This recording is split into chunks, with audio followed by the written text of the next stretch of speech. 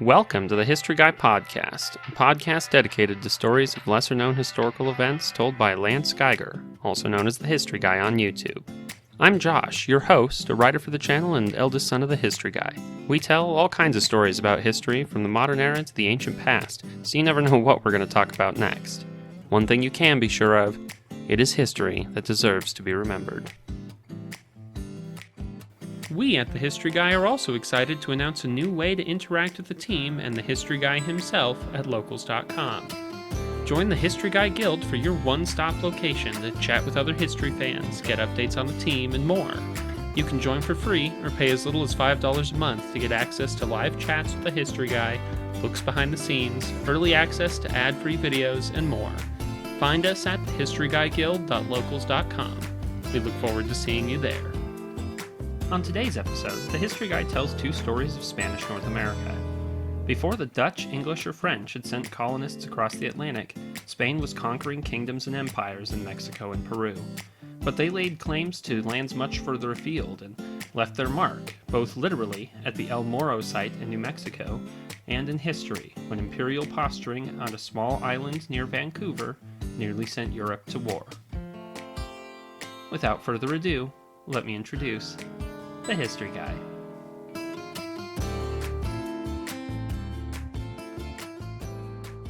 Rock art has been a part of human culture and history for millennia. Even before the invention of writing, people were drawing pictures inside deep caves or on stone promontories or on the walls of buildings. It's occurred over space and time. There's graffiti on the walls of Pompeii. There's 2,000-year-old Roman graffiti complaining that the Egyptian tomb of Ramses VI was boring. In the United States, there's famous places like Independence Rock near Alcova, Wyoming, where pioneers scrape their names on the sides of the rock. And there are many other places like that, perhaps the most interesting of which is in western New Mexico, where a sandstone promontory in an ancient pueblo for centuries served as a stopping place for travelers from the earliest days of European settlement. Charles F. Lummis, who's a journalist and an activist for the preservation of antiquities, said of the stones of El Morro, "Certainly all the other rocks in America do not, in their entirety, hold so much of American history. It is history that deserves to be remembered." While still a matter of debate, the Pecos classification dates the emergence of the ancestral Pueblo culture to the 12th century BC. They've been identified as the precursors to the modern Pueblo peoples, such as the Zuni, Acoma, Hopi, and Taos. The Spanish gave them the name when they first explored this area in the 16th century, in reference to their multi-story adobe and stone villages. The term Anasazi was once used to describe these ancestral Puebloans, but has been rejected by the modern Puebloans because the Navajo word is an exonym, meaning ancient enemy, or perhaps ancestors of our enemy, referring to their competition with Puebloan peoples in the region. The ancestral Puebloan culture is one of three major cultural traditions that existed in what is today the American Southwest, the other two being the Mogollon and the Hohokam cultures. The ancestral Puebloan culture is known widely for three UNESCO World Heritage Sites: Mesa Verde, Chaco Canyon, where Pueblo Bonita lies, and the Taos Pueblo, which is still inhabited and is one of the oldest continually inhabited communities in North America. Some of the buildings in Chaco Canyon are among the largest built in North America before the 19th century. In the late 1200s AD, a group of ancestral Puebloans built what would become an 875-room mesa-top pueblo surrounding a central courtyard. Strictly speaking, El Morro is not a mesa, but a cuesta, kind of a ridge with a gentle slope on one side and a steeper slope on the other. The site would have been home to up to 1,500 people. The site was situated along an ancient trade route called the Zuni-Acoma Trail, which led 73 miles between the Acoma and Zuni pueblos. Most importantly, the site holds the only large pool of water within 30 miles, providing an oasis-like stopping place for travelers. The Zuni called the site Atsana, or Place of Writings, on the rock. The site was abandoned by 1400 for reasons still debated and unclear, but coinciding with the general southward movement of the Puebloan peoples into the pueblos the Spanish would visit in the 16th century.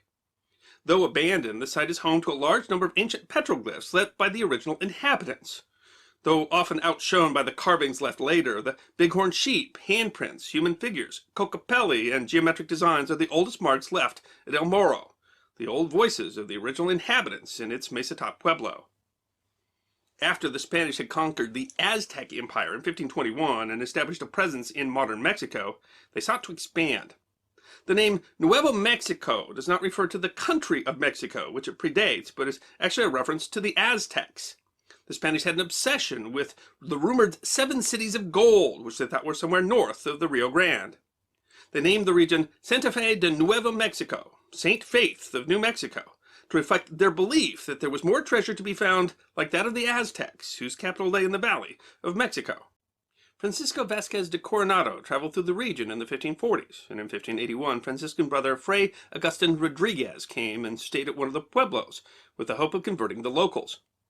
Antonio de Espejo later went in search of Rodriguez, and after discovering he had been killed, left the first European description of El Morro, where he stayed on March 11, 1583. He called it El Estanque de Pinol, or the Pool of the Great Rock. The first known European to leave his mark at El Morro was Juan de Oñate, who crossed the Rio Grande on April 30, 1598. Before he did, Oñate claimed all the territory across the river for the Spanish Empire. Oñate was governor of the region until 1610 and passed by El Morro several times before he decided to leave his mark there in 1605. Oñate's legacy in the region is a troubled one, as shortly after his arrival he perpetrated what is known as the Acoma Massacre. The Spaniards demanded food from the Acoma Pueblo, but the Pueblo refused as they needed the supplies themselves. A skirmish broke out that killed 11 Spaniards, including Oñate's nephew. Oñate ordered the Pueblo destroyed in January 1599, where an estimated 800 to 1,000 Acoma were killed. 500 survivors were punished harshly. All older than 12 were enslaved for 20 years, and all men over 25 had 1 foot amputated. This action would in part lead to his conviction by Spanish authorities on a dozen charges, including cruelty to natives and colonists. He was banned from the territory for life. The inscriptions at El Morro after Oñate tell the story of life on an extreme frontier for European colonizers. Spanish soldiers, missionaries, and governors left "Paso por aquí," pass by here, with dates and sometimes a message describing the work of colonization. A mark left in 1620 says, "Captain General of the provinces of New Mexico for the King our Lord. He passed by here in returning from the pueblos of Zuni on the 29th of July of the year 1620, and he put them at peace at their petition." Another from 1632 records Spanish soldiers going to the Zuni pueblos to avenge the death of a priest. In 1636, Captain Sergeant Major Juan de Archuleta and 2 other Spanish officers left their marks at the site. Governor Nieto in 1629 even left poetry. The Spanish called the site El Morro, meaning the headland or the bluff. The inscriptions also illustrate the principal goals of Spanish colonization: Christianization and subjugation. Many of the inscriptions speak of subduing the nearby Hopi and Zuni, recording the tribes anew gave their obedience, often shortly followed by reprisal trips for the murder of priests.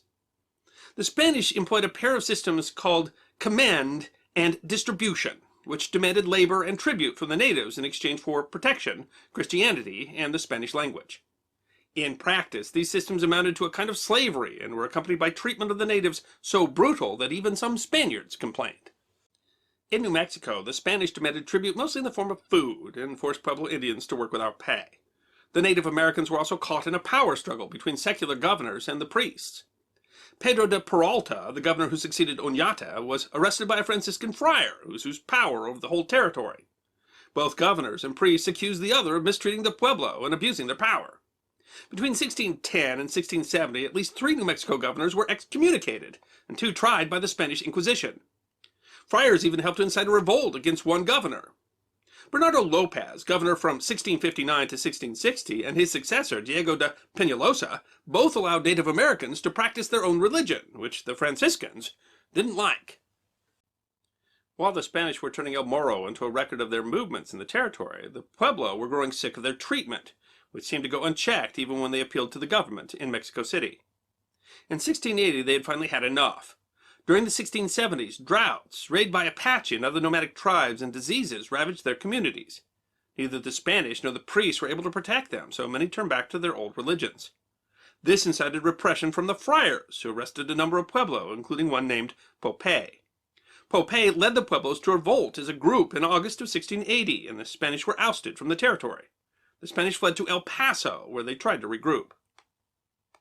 There are no inscriptions at El Morro dated between 1680 and 1692, but the situation didn't improve under Popé.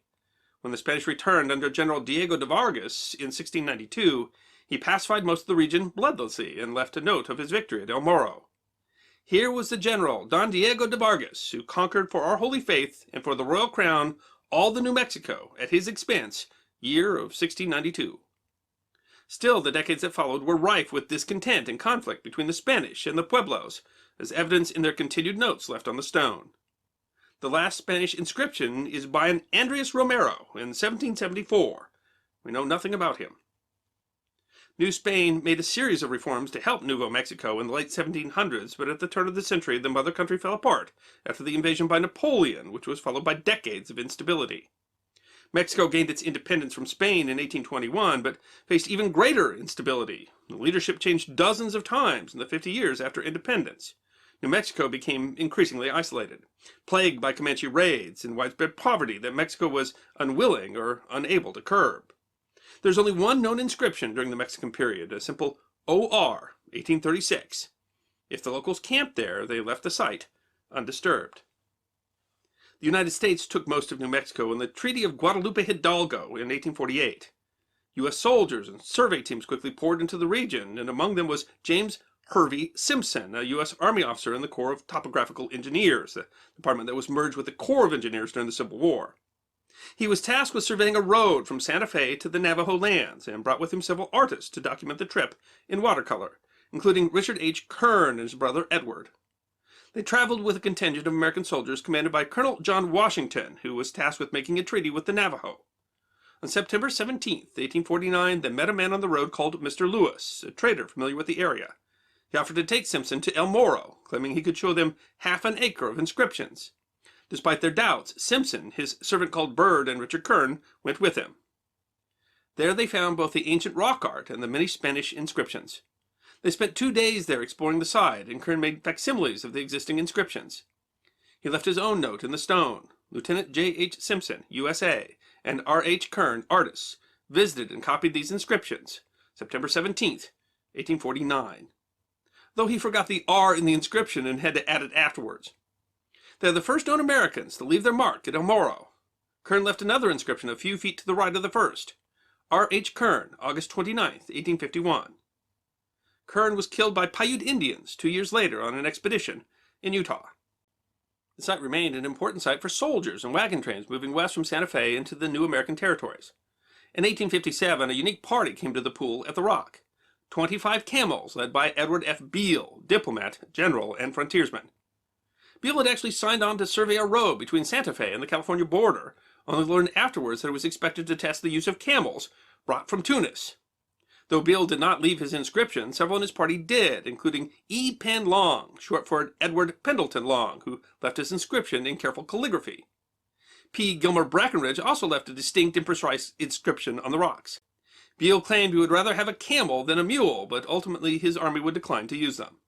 Some did escape, and sightings of feral camels persisted in the region until after 1900. The first party of immigrants to use Beale's wagon road arrived in 1858. Many of them left their marks, including P.H. Williamson, Isaac Holland, John Udell, Rose Bailey, and 12-year-old Sally Fox. The party was attacked by members of the Mojave tribe shortly after their visit, as they were preparing to cross the Colorado River into California.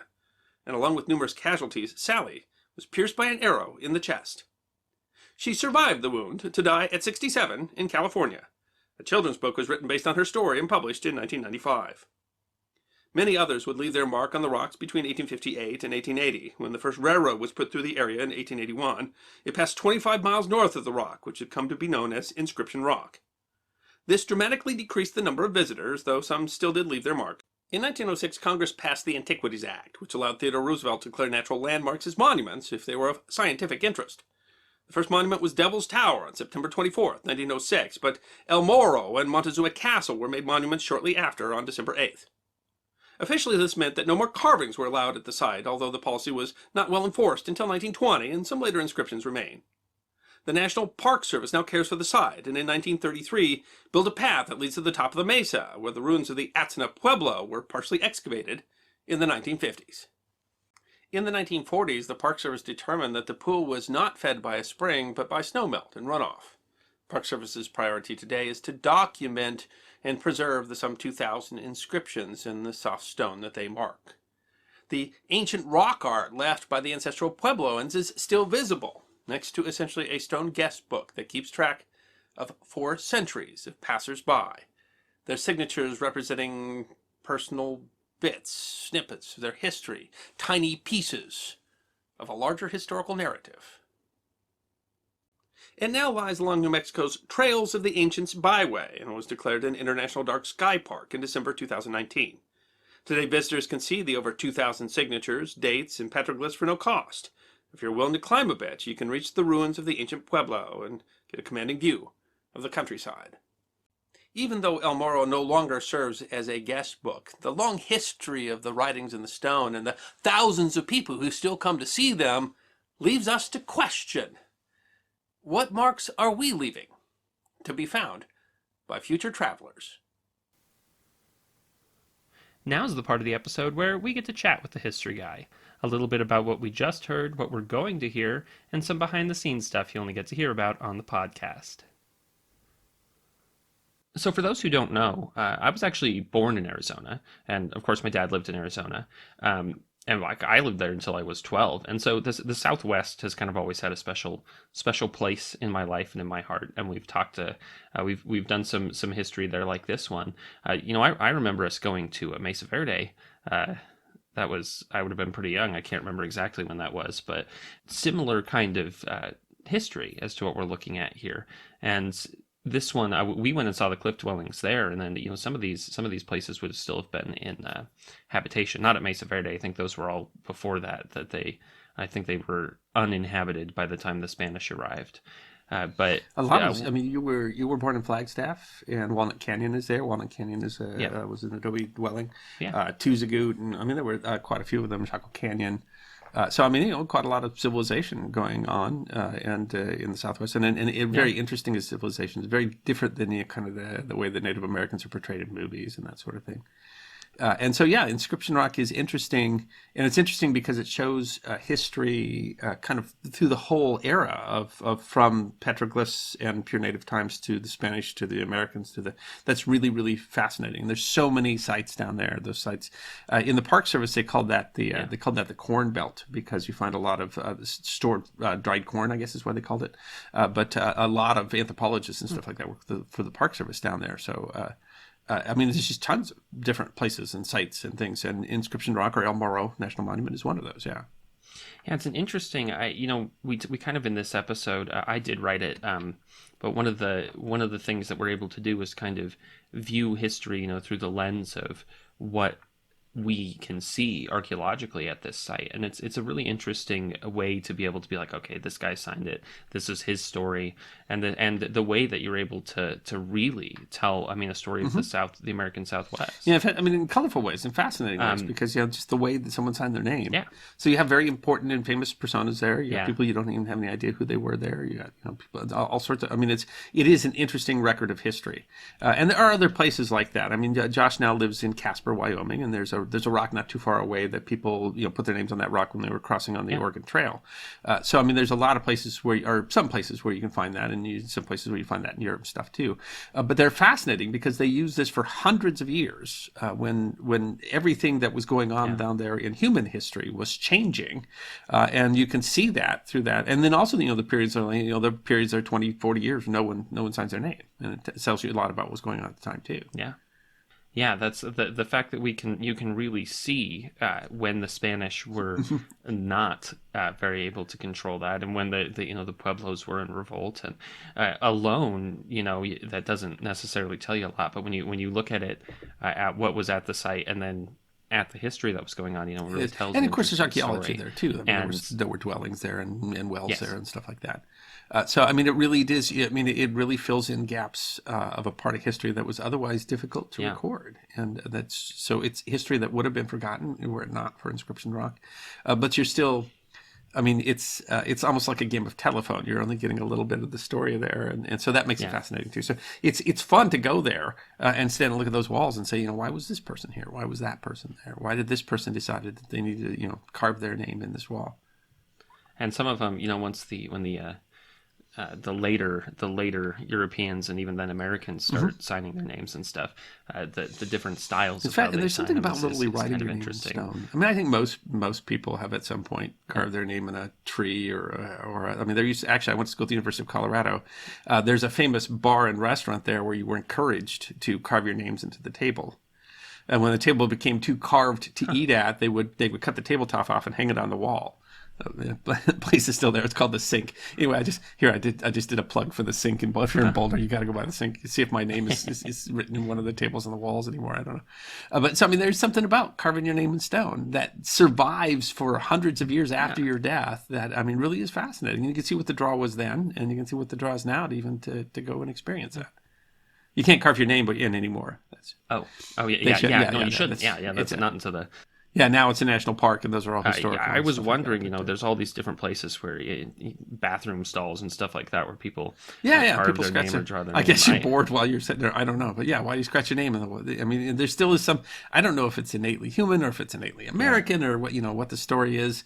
Why they still feel the need to do that? Well, I guess it can't be innately American because most of inscription predates Americans. Yeah. But I mean, that's true in Europe too. I mean, you go to the public toilets and quite often there's names scratched in the walls. And I don't know. As a matter of fact, I was in Canterbury Cathedral, and down in the lower part of Canterbury, there was one of the chapels, and of course they're still giving services in Canterbury. It's been there forever. But there was scratched into the wall. There were the names of some kids, and the dates in there were in the 1850s. So these were born kids at Catholic Mass in the 1850s. You still go see that there.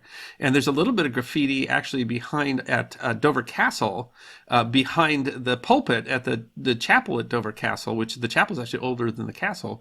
But that graffiti was carved by Crusaders that were leaving with Richard on the what was that, the Fifth Crusade, the one where they the final Richard Crusade.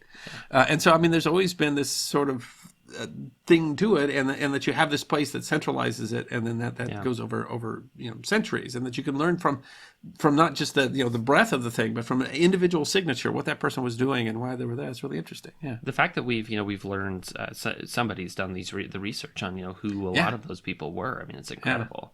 Someone's doctoral dissertation or something, but someone's going down and looking up everything on there and seeing if they know who it is, and if they don't, then they'll say, we don't know who do that. We don't know anything about them. But I remember, I'm not going to be able to remember exactly where it was, but somewhere there was a piece of graffiti in England somewhere, I think, that just it's a Viking that just says Halfdan was here, and it's. It's funny how little has changed, and that we are still people. I mean, that really says that we are still people. I liked we mentioned at the very beginning of this one some graffiti at like Pompeii and some of the how one of the reasons we know when Vesuvius exploded was because there's somebody there who wrote a date that said I was here this day and was bored or something, but people scratching their initials in the Egyptian tombs and saying, this was boring, this sucked. And it's we would have considered it's funny because of course if you did that today that's like a horrible destruction, and I mean it kind of was then too. That happens, but it just happens in the public restroom at the park. I'd prefer that as to on the walls of an Egyptian tomb, but it's funny that we really have been for clearly millennia at least scratching our names and things, and it's funny that I've seen plenty of places where somebody just said I was here, and they were scratching into. You're out on a date and you're a teenager and you scratch a little heart with you, and because and that we've been doing that for hundreds of years. The Spanish saying "paso por aquí" is essentially them just saying I was here once. Yeah, we say, of course, they still are tagging, spray paint tagging, all sorts of stuff. I mean, it continues. I wouldn't be surprised if someone scratched their name on a rock on the moon, That's true, and eventually there'll be something special about that. And there is an interesting question. I thought about it, into the 1850s and even after, up to 1920. I guess we've got some scratches where we were not necessarily protecting the site as after it became a national monument. We weren't necessarily protecting it the way we do today, and so there are some later inscriptions. It's an interesting question when exactly it went from being something this was a historical place where people went and scratched their names and that was the purpose of it, to you can't scratch your names in it because now what you're doing, we're protecting those. isn't historical anymore. It is. I mean, it's part of the history of the parks. Actually, I'll have a topic out in not too long, but we had a park called Fossil Cycad, and that had these very unique fossils. And essentially, people would just come and collect them until there wasn't anything there anymore, so it stopped being a park. And so you're right. I mean, if we said, hey, this is part of history, go scratch your name in the wall, then I mean, we would lose the other history part of it. And so, I mean, you kind of wish you could go just down to the bottom of the hill where there's some rocks that we don't know, and then say, okay, put your modern ones in there, and then that'll... Because, I mean, at some point, someone's going to be excavating our garbage dumps to learn stuff about us. Well, someday someone will probably look at something like a bathroom stall someplace and be able to learn information just like we're learning it off this. It's a little weird to think that something like that could become a historical, everything. If you leave that piece, that it might end up being something. It's hard to imagine that you're going to be the archaeologist that's digging up our bathroom stall to see who scratched, for a good time call. Someone's going to find that phone number, then try to look up in the records. You're going to try to look it up, figure out who it is. It's going to be a whole big thing. Yeah, that's embarrassing. But it is a good question. When do we decide that it stops being a part of history? And to some extent, we're never able to really extract ourselves from history completely. Yeah. And some of those choices are somewhat I mean, that's the thing that kind of occurs to you as a historian, as you study history. As much time as you and I spent studying history and writing history, is that at some point, what we're doing now will be history. And things that seem like a big deal now, you don't know. I mean, I don't know today if the things that we think are a big deal today are going to be 100 years from now. They're going to be a big deal. For 100 years from now, it's just going to be forgotten. And that someday, that was in Raiders of the Last Ark too. Perhaps even someday, even you too will be interesting. Or someday, we might be history ourselves, and they'll uncover a cache of the history guy and they'll find out all sorts of things they didn't know. And that'll be an interesting. But it's, one of the things I found, because I read presidential biographies, and all those presidents in the 19th century, those 1800s presidents, so many of them, people would struggle to even know their name. Yeah. And yet, when you read those books, every single one of them, no matter how ridiculous or unimportant you might think that president was, there were people who thought that was the man who was going to save the country. I was going to say, important things were going on at the time. They were talking about those issues. They thought they were important. These were highly contested elections. Yeah. And now I think Dave Barry slept here. Dave Barry said something like there were a whole bunch of presidents there. I don't know, but I'm pretty sure one of them was named Rutherford. Is how he explains the whole latter half of the 19th century. And at the time, the things we think are important today, we don't know if they'll be important today. And things we might think are trivial today, like whatever scratched on the toilet, might be the thing that in 100 or 1,000 years is the way that they know us best. And inscription rock really does. It gives you that kind of feeling of time. Yeah, that's kind of feeling that you can do something small and that can be remembered as history. And you're right. At what point do we stop thinking this is graffiti in a place where we scratch our names on the wall, and then we start saying, hey, this is history that we realize? I mean, I'm sure the abbot at the church wasn't all that happy that those kids were scratching on the side of the wall there. But now those scratches are history, and they say something about what's that I guess kids were born in mass 100 years ago too, or 150 years ago. But it's a weirdly human connection, though, isn't it? It is a weirdly, because you could see kids doing the exact same thing today. I find a school desk that doesn't have gum under one side and some sort of writing and scratching on it on the top. The pocket knife or something like that. Yeah. Those are actually kind of collectible. The school desk when I was there had a wooden top, and a metal desk. I mean, now they're pretty much tables, but had a kind of like a metal form, a wooden chair, and a wooden top on a single desk, and those with stuff scratched into them and written stuff like that, those are very collectible now. And people, because they have their kits, so it's funny because it's quite possible that when you were in third grade and you were bored in class, and then you use your pencil to scratch beneath the lacquer and draw a comic or whatever girl that you were crushing on or whatever. It's possible that was sold when your school moved to tables, and then that has moved around through, and that somewhere it's sitting in an antique shop, and someone's going to think the fact that you scratched that on there gives it value. And as far as you know, some rich person's home has a little desk. I don't know what they do with them when you buy them, because they don't seem to have a lot of furniture value, but someone has a desk there saying, look at that special desk that I got, and that was what you wrote in 1976. So this was the kind of thing that kids in the 1970s scratched. That's how it works. Or you can go to the sink in Boulder and you can look at the tables on the wall. I assume the tables are still there. If you look closely, you might find that someone sort of semi-famous that calls himself the history guy actually scratched something on that table. Yeah, well before you had any idea you were going to be the history guy. Yeah, long before. Yeah. Who knew? I'm sure there's people who become more famous than I that scratch their name on the table of the sink. I wonder if they ever find those now and again. Go, wait. Yeah, try to go track those down and be like, look at this one. This is El Morro is an interesting place too, because we think about, like, Independence Rock, which is the one that's close to here in Casper that they happen to pass by. As a site, El Morro was important because they talk about it as being the only source of water on this ancient trail. And I mean, in a desert, that's where they are. There's not necessarily. There's a reason that they were there. Water. There's a reason that they stopped there. Yeah. And you can guess that animals were doing that long before people were. And it goes from ancient Stone Age petroglyphs up into, like you said, some of those go up all the way into the 1920s. But I mean, at least through the 19th century. The dude that had the only camels that the army ever tried in the United States came through with his camels, and they put their name in the wall. I think that's an entertaining one. I think you did an episode about the camel. We mentioned a couple of times. I mentioned the camels. I mentioned it in the Gadsden Purchase, but actually the person that was really pushing the camels was the Secretary of War, and that was Jefferson Davis, right? That was the guy that was president of the Confederacy. He was Secretary of War. He thought the camels were a great idea. And so the camels were pushed by Jeff Davis, and then, they lost their advocate, I guess, when they seceded, I suppose.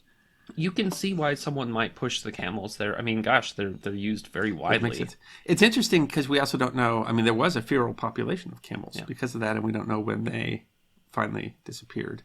I wonder what happened. Apparently, they're not there anymore, but...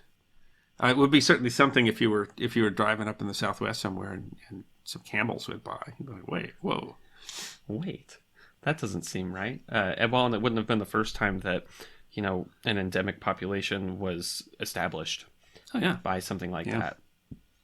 Yeah, I hear there were wallabies in look this one up. There were wallabies in Scotland that had been, and they lived in and they were up there for a very long time until they had a couple of harsh winters in a row. And I think and they talk about that there was a pride of lions that was living outside of London for a little while. Yeah, the big cats well the Rocky Mountain goats up by Mount Rushmore. I don't know, everybody knows I used to work at Mount Rushmore, right? The Rocky Mountain goats there are not native. They escaped from a zoo in the 1920s. Actually, they're a Canadian species, and now they're quite common there in the Black Hills. I was gonna say I've been to Mount Rushmore and I've seen the goats. I have seen the goats. I helped count goats one summer when I was working for the Park Service. There was a survey going on, and I participated in the goat survey to an extent. Are the goats causing damage up there? I mean, are they bad for This was more like trying to understand the health of the population, but no, they don't do a lot of damage. They're not that many. They're just goats. But I mean, we really think of them as part of the population. They're not native. They escaped from a zoo. It's interesting. I know that there's a difference between like an invasive species and then a species that has come into the area. Invasive, they usually mean it's causing some kind of harm to the local ecology. Good examples out on Catalina Island. They have bison. And they were put there they were filming a movie. They were filming a Western on Catalina Island. And then the movie went out of money or something like that. And so they just left, and the herd of bison grew. And so for a while, that was a big tourist attraction. You go to Catalina, this Channel Island off California, to see the bison. But they eat the native plants. And so now the last time I was there, and that was a good time ago, they had drastically reduced the number of bison because they were trying to cut off their food supply, keep them from eating these native plants. So who would have guessed that you get bison on the Channel Islands that they would be? I think they were considered an invasive species. I don't know if there's still bison on Catalina. I haven't been to Catalina years. So I'm sure one of our listeners here has been to Catalina recently and knows that they still have bison running around the island. But at one point you go there, you see big herds of bison, and then you go there and you're lucky if you saw a single bison. And you still wonder why are there bison? How would it swim? No, it was carried there by a film crew. We put it there, and we did, yeah. Well, I mean, ask the Australians about rabbits and cane toads. Yes, I'm going to say they've got enough of their native. Both of those were. It was the rabbits. We talked about what was that episode? It was about the Tanager expedition. One of those islands off of Hawaii was devastated because the people that were there farming guano had brought rabbits, and the rabbits ate and killed all the birds died because the rabbits ate all the plants.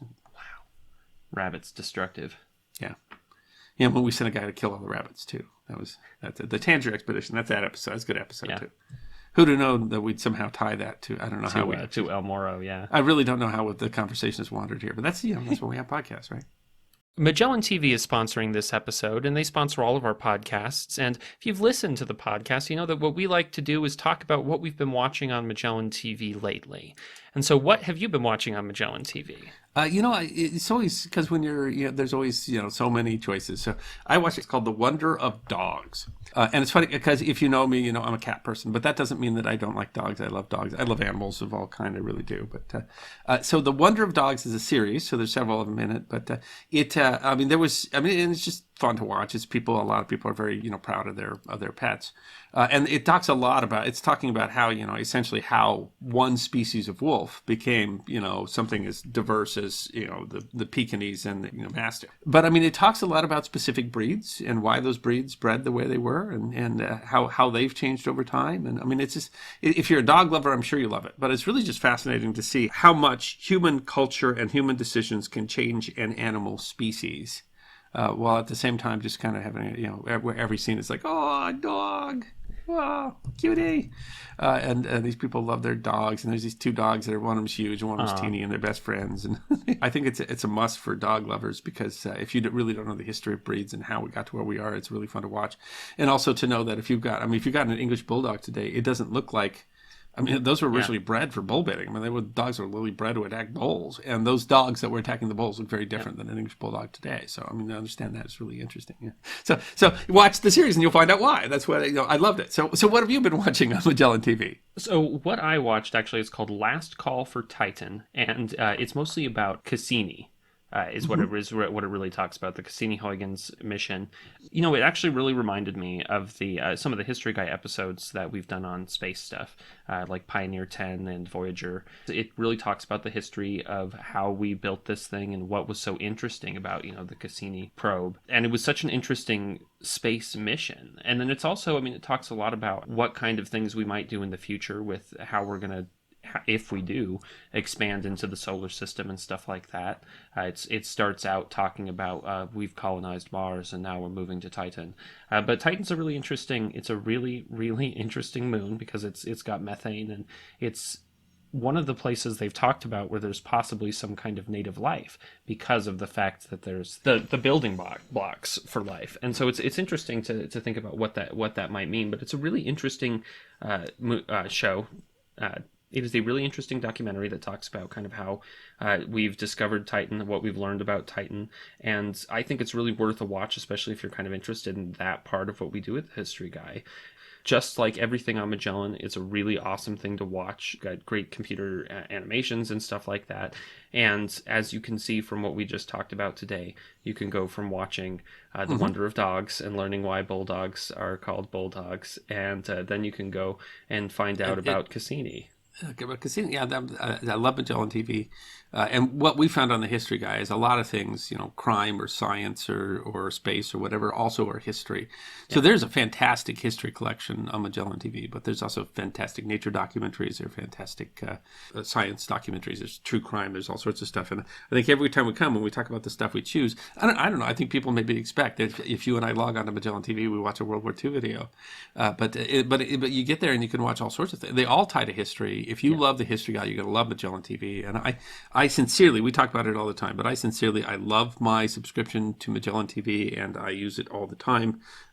And of course, if you are a listener or watcher of the History Guy, you can always go to try.magellantv.com/historyguy, where we will always have a deal for you. Sometimes a free month or a deal on an annual membership, or even a documentary that you can watch for free. Again, that's try.magellantv.com/historyguy. Next up, the History Guy tells the interesting and dramatic story of Spanish Canada. And stay tuned after the episode to hear us chat a little more with the History Guy. Before the British and the French and the Dutch started building their colonies, Spain was the leader and primary claimant to European authority in the Americas. Under the authority of the Pope, they laid claim to a huge swath of territory across the American continents, from the southern tip of South America all the way to southern Canada. But over time, Spanish power waned, and other powers, the British, the French, even the Russians, started to encroach on territory that the Spanish thought was theirs. In 1789, the Spanish attempted to enforce their authority at the extreme edge of the territory that they nominally controlled, and an argument over the control of one of the most remote places on Earth nearly led to war in Europe. It is history that deserves to be remembered. Spain, by financing Christopher Columbus's expedition that ended with the European discovery of the Caribbean, claimed nearly the entirety of the New World for themselves, especially the entirety of the Pacific coast. Their claim was supported by the papal bull, Inter Caetera, which divided the Western Hemisphere into Portuguese and Spanish zones. Portugal and Spain debated the exact location of the dividing line, eventually moving it west in the Treaty of Tordesillas. While it would take several hundred years for any European to successfully cross modern Canada or the United States, in 1513 Vasco Núñez de Balboa first sighted the Pacific Ocean from American shores, which would lead the Spanish to lay claim to the entire coastline.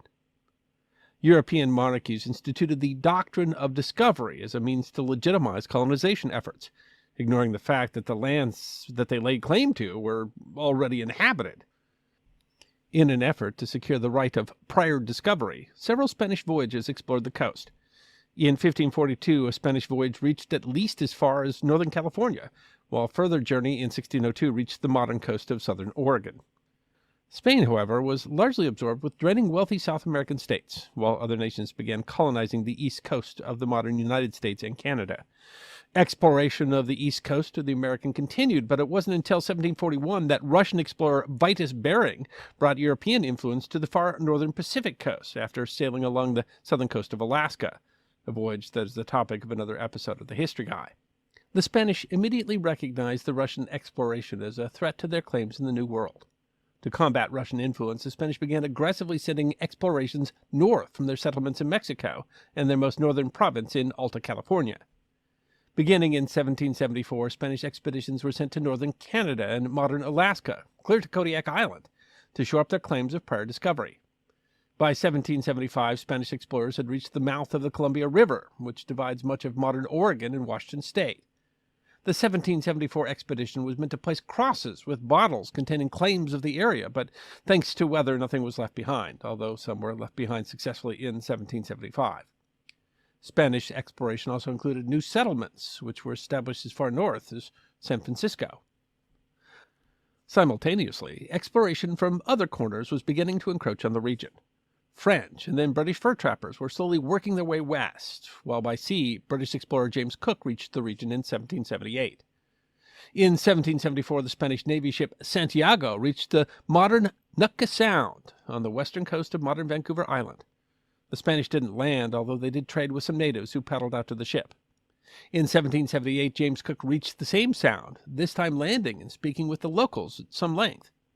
He recorded the natives called it Nootka Sound, although that isn't the native name. One explanation that he may have mistaken the native word for around, meaning island, but it isn't clear how Cook misunderstood. The First Nation settlement on Nootka Island is Yukwat, meaning where the wind blows from all directions. The settlement on Nootka Island was for generations the traditional summer home of a group of First Nations people, and was where Maquina, the Nukkanoth chief, lived with as many as 1,500 other people. Maquina may have met Cook, although Cook did not record the leader's name, and dubbed the place Friendly Cove. Nootka represented an excellent site for European trade, providing a protected anchorage for trading ships. It would quickly become one of the most important sites in the region in the growing competition between European nations. Despite the Spanish claim on the region, beginning around 1785, there was a concerted effort by British traders, supported by the government, to develop a fur trade on the Pacific coast, inspired by Cook's visit there. Spain vigorously opposed English efforts. By 1787, the Spanish learned that the Russians were preparing a force to occupy and establish a settlement at Nootka. In 1788, John Mears, a British fur trader, arrived at Yukwat in the hopes of building a permanent settlement in the area. Mears would later claim that he purchased a spot of land from Maquina and built a trading post on the island. Though British, Mears' ships flew Portuguese flags, were registered in Macau. That was actually to avoid trouble with the East India Company, as British ships needed permits to trade in the region. While there, Mears' men built the sloop Northwest America, the first non-indigenous ship built in the region. Mears traveled around the region claiming sections for the British. He informed Maquina he would return the following year to build more houses. The viceroy in Mexico was extremely interested in pushing off the various powers and instructed his men to show Russia and English vessels the superior right which we have for continuing such establishments on the whole coast. He referenced Cook, who arrived 4 years after the first Spanish arrival at Nootka, and the fact that Cook purchased 2 silver spoons at Nootka, supposedly stolen from the earlier Spanish voyage. The Spanish sent Sub-Lieutenant Esteban José Martinez with 2 ships to enforce Spanish sovereignty in 1789. Martinez was instructed to occupy the Sound, build a fort and settlement, and generally make it clear to both the British and the Russians that the Spanish meant to defend the region. Martinez established a settlement dubbed Santa Cruz de Nootka, the first European settlement in modern British Columbia, and a fort called Fort San Miguel with 10 cannons. They had orders to prevent any other nation from intercourse and commerce with the natives. When Martinez arrived on May 5, 1789, there were 3 ships already in the Sound. The first American ships to reach the region had wintered there, the Columbia Redeviva and the later Washington. Also present was one of Meare's party's ships, the Iphigenia Nubiana. While the Spanish were busy fortifying their position, Meares had returned to China, where he formed a partnership called the Associated Merchants Trading to the northwest coast of America. Martinez remained on good terms with the Americans, but he seized the British ship and arrested its captain. Martinez released the captain after a short time and told him to leave. The British ship vacated the Sound promptly. On June 8th, the Northwest America returned to Nootka Sound and was immediately seized. Martina renamed the ship Santa Gertrudis La Magna and used it to explore the region. Legally, Martinez claimed that the Northwest America's captain had abandoned the ship and that the vessel was held as security for supplies that Martinez had given the Iphigenia when he sent the crew packing. On June 24th, Martinez performed a formal act of sovereignty, claiming the whole coast up to Nootka for Spain. On June 14th, the British ship Princess Royal arrived, but Martinez apparently did not feel that he had the power to order it to leave, and instead relations were relatively polite. Princess left on July 1st. Almost immediately after, a second British ship arrived, the Argonaut, under Captain Colnett. He had orders from Meares to construct a solid establishment, and not one that is to be abandoned at pleasure, after the temporary house that had been built the year before. But now the Argonaut arrived to find the whole Sound declared a Spanish port. The following events are described differently by the various people involved, but the situation quickly escalated. On July 2nd or 3rd, depending on the source, Martinez was welcomed aboard the Argonaut. Martinez pressed Colnett on the English captain's intentions, and Colnett said that he came as governor of this port to prevent other nations from taking part in this fur trade, and to take possession of this port of Nootka and its coast for the King of England. This clearly was directly at odds with Martinez's mission. The Argonaut was taken into the port and secured to 1 Spanish and 1 American ship. Colnett would later say that he had been tricked into entering the port by Martinez, who told him that the Spanish needed to purchase some supplies. The parties then argued over who had the better claim to the port. The following day, Colnett described the quarrel that then broke out. Entering Martinez's cabin, Colnett presented his papers, which Martinez declared were forged, and that the Englishman should not set sail until he pleased. Colnett, seeing the duplicity of the Spaniard, was speaking to his interpreter when a group of soldiers stormed the room, knocked him down, and arrested him.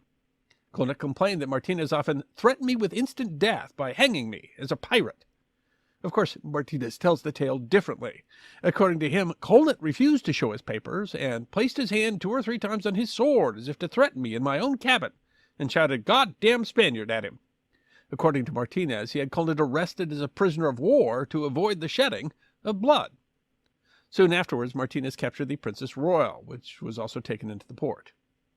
Imprisoned in a small space as the Argonaut was repaired by the Spaniards, Colnett threw himself from a porthole and nearly drowned.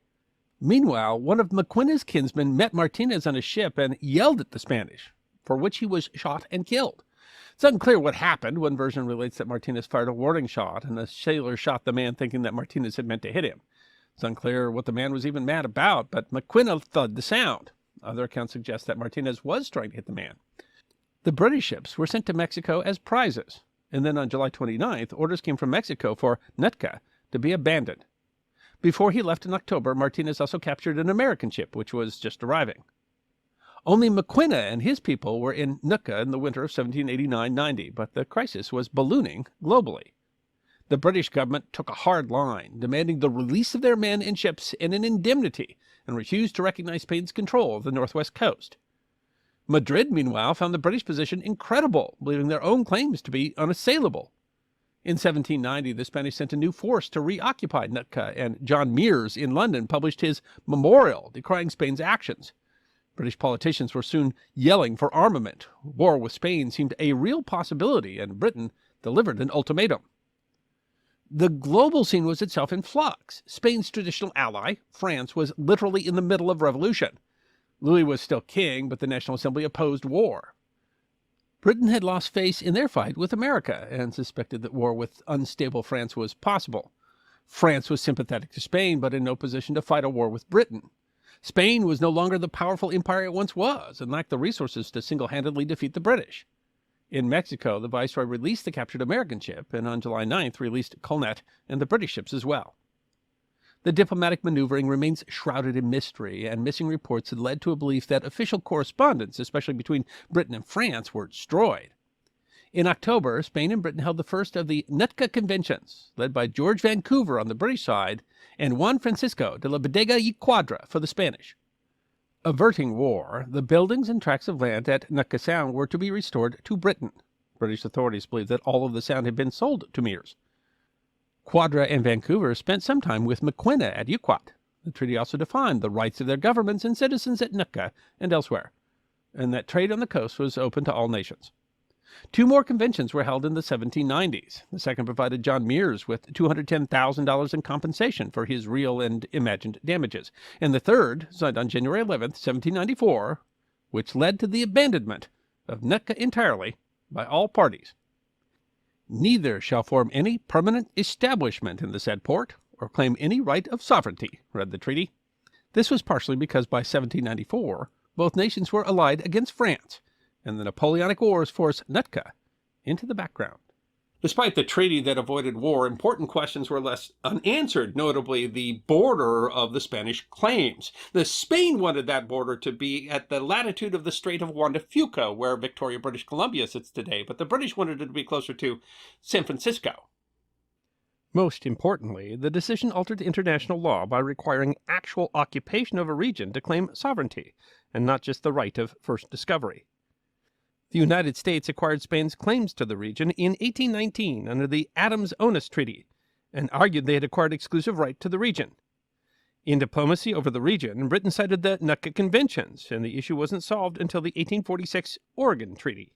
Maquina and his people continued to live in the region, although they faced removal and residential schools under Canadian law. Though small in number, descendants of Maquina's people still live and maintain tourist sites in the area today. So I think that, while to some extent the history of Spain, certainly in South America and in Mexico, but the term Spanish Canada seems pretty shocking. Absolutely. Yeah. I mean, I think people are surprised to find out the role of Spain played from Louisiana and Florida, but I mean, Canada. And this story is so crazy because, I mean, you've got natives who had to have been confused the whole time, and then you've got Canadians and Brits and Russians and Americans all arguing over who this island belongs to. Yeah, which I think that perhaps... And in the end, we just decided it doesn't belong to anybody. And it's the craziest story. But yeah, who knew? It's not just that Spanish ships reached there, is that they made a concerted effort to protect their claim to this island off of Vancouver. It's an absolutely extraordinary bit of history that I think people have no idea. I don't think anybody sitting around in Vancouver is thinking about the Spanish history of Vancouver. Yeah, it's a really interesting story, and the fact that the Spanish were so involved in it, and they sent. It was important. I mean, they were defending that. They sent people far enough north, even toward Alaska. It's a little interesting because, of course, to some of the Spanish colonial stuff, one of the Spaniards shows up on the Pacific coast, and he's like, all of this is mine. All of this belongs to Spain. And I'm like, what? You can see like 15 miles down the coast. You think that the fact that you reached it in Mexico means you control wherever that coast goes. Yeah, and from a European perspective, that was claiming the right to negotiate with the natives. I mean, you hear it as if they were claiming other people's lands. And obviously, that's what happened. I mean, there certainly was a conquest. But when he was saying that, he was not claiming that I have legal right to the lands of the natives. He was claiming that other Europeans had no right to come here and claim, negotiation. Which ultimately was always a difficult thing to actually protect. And I mean, that's what Yeah. that's what this whole, Well, I mean, when you're one dude in one boat and you're trying to cover all of, all of the Western United States, then yeah, is that, you're going to be outnumbered sometimes. yeah, this whole episode. But yeah, it was hard to protect. But I mean, to a point, Europeans respected that. I mean, the whole Louisiana Purchase. Well, I mean, they didn't actually sell us land; they sold us the rights to negotiate with the native nations on that land. And so it's really kind of interesting that if you look at that huge vast part that they call Louisiana, that at some point it was owned by France, and then it was owned by Spain, it was owned by France, it was sold to the United States, and that the other European powers more or less respected that. But then again, when that reached all the way out to Oregon, then the British were like, well, we got that side of Canada too, and the Russians were like, well, we are all the way down into. So I mean, there are points where you're all coming from distance points, and you're standing on that spot saying, I claim all of this, that those overlap. This is an example of that. And there were all these arguments. And it's interesting because it was a harbor of enough value that there were reasons that they were fighting over who got to control it. It's an important harbor, but the truth is that island, probably never would have heard of it otherwise, and it just happened to be a place where, I mean, everybody showed up. It's funny how they were trying to secure their claims, where the Spanish sent these ships up and down the coast, and they were supposed to leave crosses and jars with writing in it that said, "Oh, we were here first," and none of that ever ended up really working out. But they really tried hard to say, first of all, that priority of discovery, that was a really big deal, especially at the time. But the Spanish, I mean, they'd always been playing an interesting game with how they made their claims in the Americas, because they also had the papal bull that said, oh, it's so the bull, and then they make the Treaty of Tordesillas, which relies on the papal bull. So Spanish gets west and Portugal gets east. But the problem is those two bump into each other at some point. There was and there was some disagreement. But as soon as they said that, there was responses like the King of France was like, as if the Pope thinks that he can tell me that this land given to the world by God or whatever isn't, that I don't have some claim to it. Well, that's true. I mean, New France and New England were both in violation of the Treaty of Tordesillas, which they both actively refused to acknowledge was a real. And at times the Spanish were attacking the French and American colonies in North America. We've taught a lot of these stories, and it's really fascinating. But it's funny, the hubris of these Europeans who have managed to send maybe 100 dudes over in a rowboat, a wooden boat, and we're arguing over who owns Montana, from the coast of Maine. We're like, no, that's mine, and that we dare to proclaim that's. I mean, you don't get a more almost just bizarre, crazy example of that than when you're talking about Nootka Island, which, I mean, there's a population. You can still go visit Nootka today, and there's some tourist visitation of Nootka today, but I mean, it's not like a major port or anything like that today. But I mean, it's interesting at the time, and the way that they interact with the Native Americans and play. The Native Americans are playing them against each other at various times, and then sometimes they're friendly, sometimes it's conflict, and it really is kind of like a little microcosm in a totally forgotten part of the world. I mean, I don't think most people in North America even know it's there, but it's this little microcosm of all of the European conflict, between the European powers and with the native powers over the Americas, and it's all in this island off of Vancouver. Yeah, it's interesting. Spain had made all those claims, and then they didn't really start panicking until they hear, oh, Russia's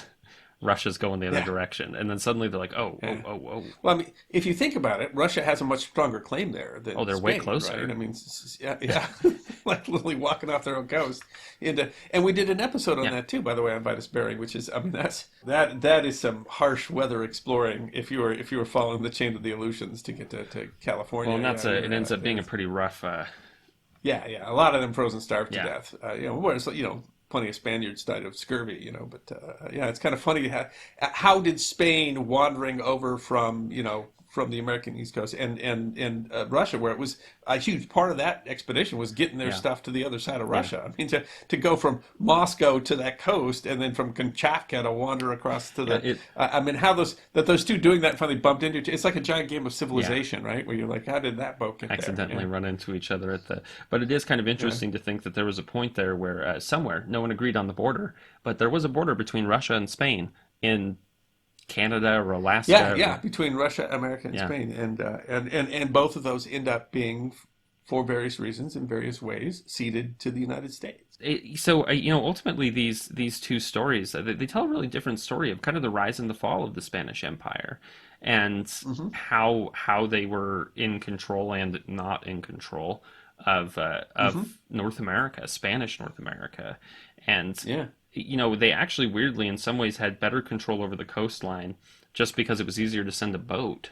They didn't have to fight through the deserts because they had troubles, and they had troubles everywhere. And of course, they had problems with the natives up here. They ended up shooting the chief's brother, and Yeah, yeah, over some sort of argument, and I mean that happened. I mean there was mistrust between yes, the two. So even where there was an attempt yeah, at peaceful relations, quite often it would end up, yeah, turning into something violent.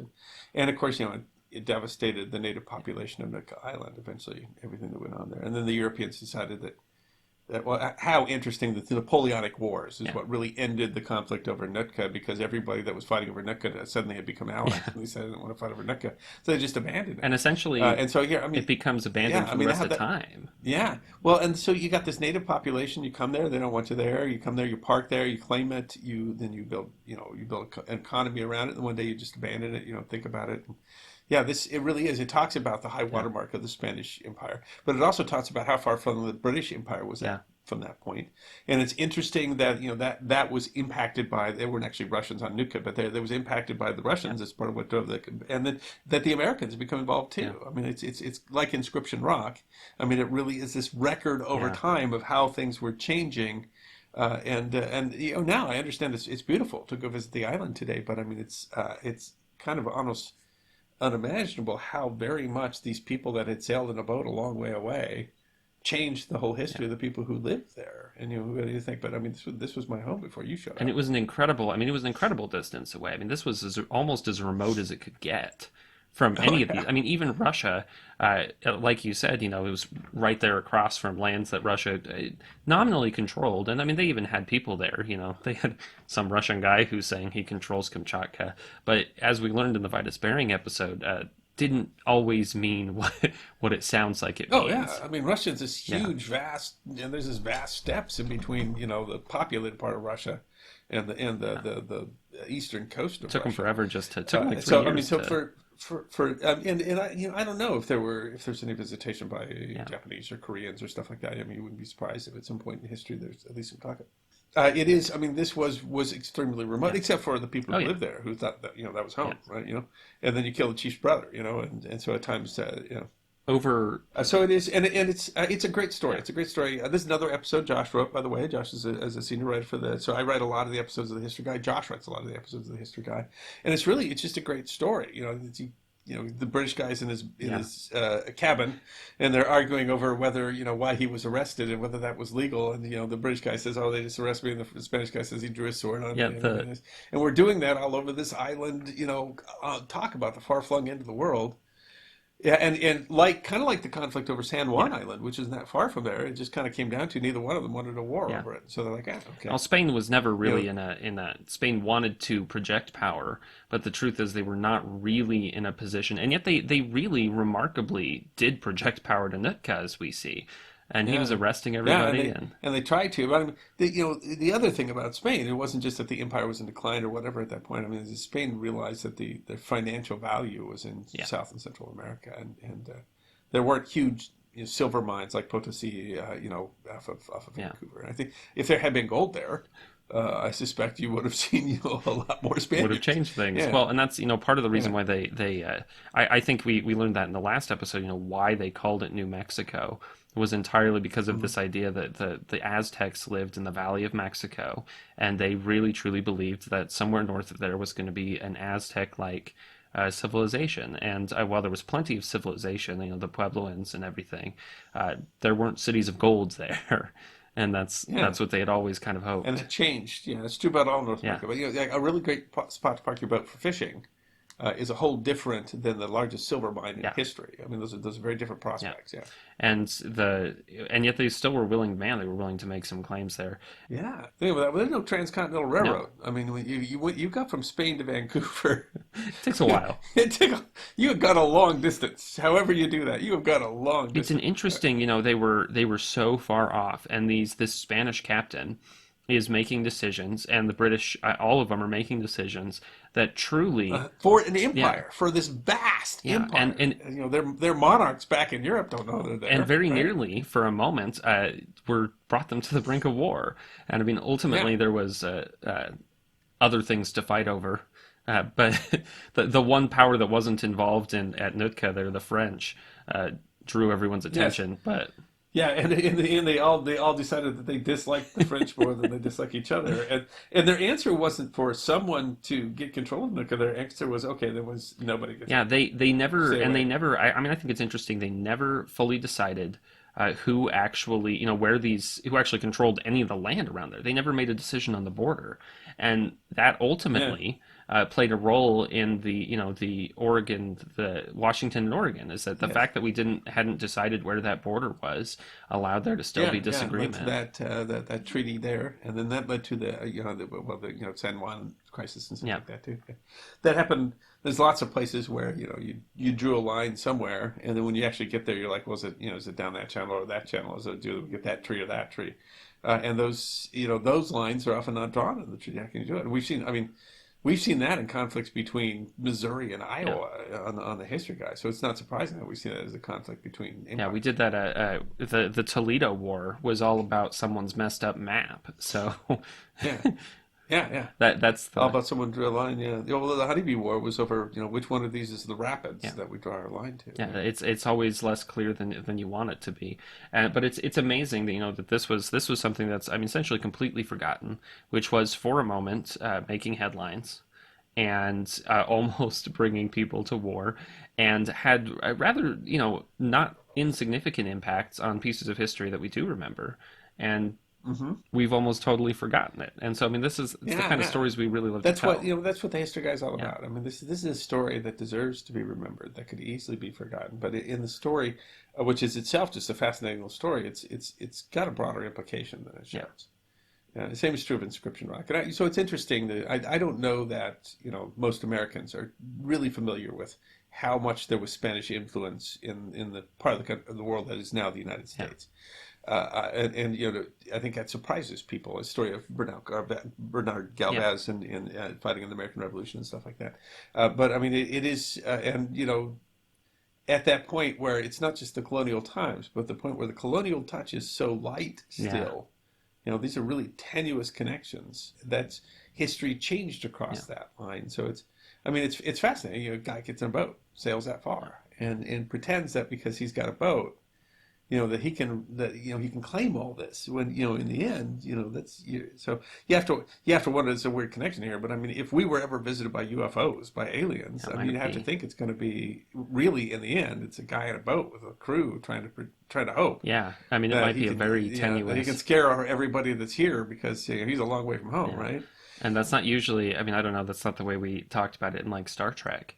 But it was, I mean, if Yeah, it was as tenuous as our connections to places like Nootka, which you yeah. imagine the first contacts usually are, that this is someone who hmm decided to go someplace no one else had yet. And that's sometimes, well, gosh, Yeah. Well, I sometimes, mean, these are, you have to say about all of them. Every one of them had to be oh brave. gosh, I mean, they were sailing a long every way. guy, every guy in all of those Yeah. boats, at some point you got on that boat, and there was a very good chance you would never come back, and they never know what happened to you. Happened to a lot of And they people. went anyway. Yeah, the Yeah. millions. Yeah, yeah, that went to sea like that and never came Yeah. home. And we still don't know whatever happened to those Yeah. boats. So all of these guys were doing that, and all that so that they could claim Spanish Canada. Spanish Canada, which this is Yeah. truly this is as far north as I think the Spanish ever claimed. But some of the hmm stuff they claimed, I mean, they had claims, through all of Colorado and where hmm very few Spanish actually ever went. hmm But this was a place where the Spanish certainly did go there. They were hmm in Canada and doing their best to defend it. And ultimately, I mean, maybe it was successful for the Spanish because while they weren't ever able to really defend that claim to Nootka, they never gave up their claims of how far north they wanted the Spanish Empire to go. And their whole hmm goal was, at least if you're claiming Nootka, if you lose some ground, you're not you're still farther north. If the goal there was to draw a line to keep the Russians or the British or the Americans from intruding more, that it achieved its goal there. It did. It kind of drew that line in the sand, and it wasn't until Guadalupe Hidalgo that then we drew a line that was farther south and cleared everything north. And by then the Spanish it took some time for the Americans and the British to agree over what part of the world that was. Yeah, the Spanish, of course, ultimately their claims in Nootka didn't matter much because after the Napoleonic Wars, Mexico gains its independence, and then Mexico was again all the way up to the Spanish-American War barely able to make claims in New Mexico and stuff like that. They were they were able to make claims. They were barely able to actually project power there. Yeah, power and defend. Mexico was never. They weren't in Texas. The reason Texas for independence is because it was the Mexican government wasn't really able to go out and extend its influence.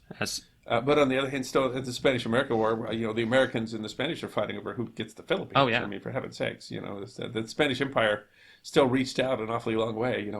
That's decades after the Mexican American War. So it's all stuff that we fought over. But Spain held on as hard as they could for as long as they could. Yeah, and this is a good example of that. Maybe more than most people realize how much they hung on. And it's an interesting story. What's going on that island? Yeah. They got there and they got they traded for European forks that they think were stolen from someone else's ship. The fact that was one of the claims. They're like, oh well, you clearly weren't the first European there. They had forks. When you show up, they had somebody's fork. Yeah, like that in itself is this really interesting this interesting part of history, and ultimately, of course, this does make this decision that you can't just this prior discovery thing, which was always a fairly tenuous. But this change to you can't just be like I was there first. You actually have to have some kind of settlement there. It was a big change in terms of international law, because before that, for the Europeans, that was not how it worked, which is how they're able to make these claims. Yeah, you stuck something on the ground and you made a proclamation as if anybody could hear you, and that was and that was enough. Oh, and you have to wonder. You can talk a lot about colonialism and exploration, and because prior to that, at some point, people were making claims. Oh yeah. In previous civilizations, but those questions are we're talking about going back to the moon, and there is a treaty on the moon, but it's we're talking about lots of land up there with lots of stuff on it that it's going to have some value. Yeah. And the question is going to be over who. So what happens when we start when we find new lands to discover, and they might not be here. Yeah. They might be on another celestial body somewhere. Still going to be arguments. But we're going to. Yeah, it's still going to be arguments. I wonder if there's going to be natives. That's going to be interesting. Could be interesting. So this could all happen again. It's one of those things where history might repeat itself in a really interesting way that we don't expect, and I think that's always something cool to look at. And that's why we want to study these interesting stories like this. Is that this was a story that was worth remembering about people who were fighting for something they thought was, they very much believed was important, and that ultimately totally forgotten and washed away in the tides of other history. And I think it's an interesting way to see that there was stuff going on everywhere the whole time. Right? There's history, wherever you're talking about the Napoleonic Wars or some particular battle or something like that, there were a billion different things going on in every other part of the world, and that's all. All of it was history. Yeah, just that fascinating idea that the Napoleonic Wars affected the argument over who controlled Nootka. That shows you how interconnected it is. So you can't really talk about 16th century or 19th century or European because it's all the whole flow of history across the entire globe and all of humanity is all tied together in unique ways. Nootka is a great example of that.